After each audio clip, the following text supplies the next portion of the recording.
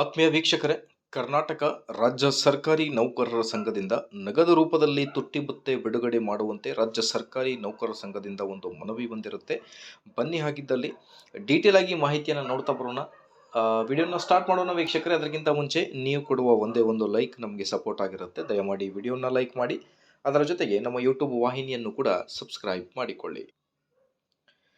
Screen ಮೇಲೆ ಗಮನಿಸ್ತಿರ್ಬೋದು, ಕರ್ನಾಟಕ ರಾಜ್ಯ ಸರ್ಕಾರಿ ನೌಕರರ ಸಂಘ ಇವರಿಂದ ಒಂದು ಲೆಟರನ್ನು ಡ್ರಾಫ್ಟ್ ಮಾಡಲಾಗಿರುತ್ತೆ 6/10/2025. ನಿನ್ನೆ ಅಷ್ಟೇ ಅಕ್ಟೋಬರ್ 6ರಂದು ಒಂದು ಲೆಟರ್ನ ಡ್ರಾಫ್ಟ್ ಮಾಡಿರ್ತಾರೆ. ಇದು ಬಂದ್ಬಿಟ್ಟು ಮಾನ್ಯ ಸರ್ಕಾರದ ಪ್ರಧಾನ ಕಾರ್ಯದರ್ಶಿಗಳು, ಆರ್ಥಿಕ ಇಲಾಖೆ, ಕರ್ನಾಟಕ ಸರ್ಕಾರ, ವಿಧಾನಸೌಧ, ಬೆಂಗಳೂರು.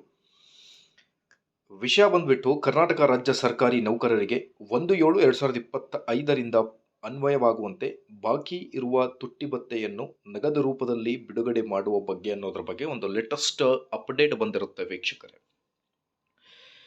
ಡೀಟೇಲ್ ಆಗಿ ನೋಡ್ತಾ ಬಂದರೆ, AICPI ಸೂಚ್ಯಾಂಕದ ಆಧಾರದ ಮೇಲೆ ಕೇಂದ್ರ ಸರ್ಕಾರವು ತನ್ನ ನೌಕರರಿಗೆ ತುಟ್ಟಿ ಭತ್ಯೆಯನ್ನು ಮಂಜೂರು ಮಾಡಿದ ದಿನಾಂಕದಿಂದಲೇ ಕರ್ನಾಟಕ ರಾಜ್ಯ ಸರ್ಕಾರವು ಸಹ ರಾಜ್ಯ ಸರ್ಕಾರಿ ನೌಕರರಿಗೆ ತುಟ್ಟಿ ಭತ್ಯೆಯನ್ನು ಮಂಜೂರು ಮಾಡುವುದು ಸಾಂಪ್ರದಾಯಿಕವಾಗಿರುತ್ತದೆ.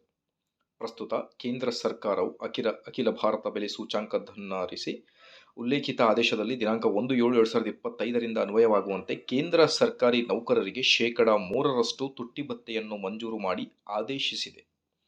ಹಾಗಾಗಿ ಕರ್ನಾಟಕ ರಾಜ್ಯ ಸರ್ಕಾರಿ ನೌಕರರು ಕೂಡ 1/7/2025ರಿಂದ ಅನ್ವಯವಾಗುವಂತೆ 3% ತುಟ್ಟಿ ಭತ್ಯೆಯನ್ನು ಸಂಪೂರ್ಣ ನಗದು ರೂಪದಲ್ಲಿ ನೀಡಿ ಆದೇಶ ಹೊರಡಿಸಲು ತಮ್ಮಲ್ಲಿ ಕೋರಿದೆ ಅನ್ನೋದ್ರ ಬಗ್ಗೆ ಒಂದು ಮಾಹಿತಿ ಬಂದಿರುತ್ತೆ ವೀಕ್ಷಕರೇ.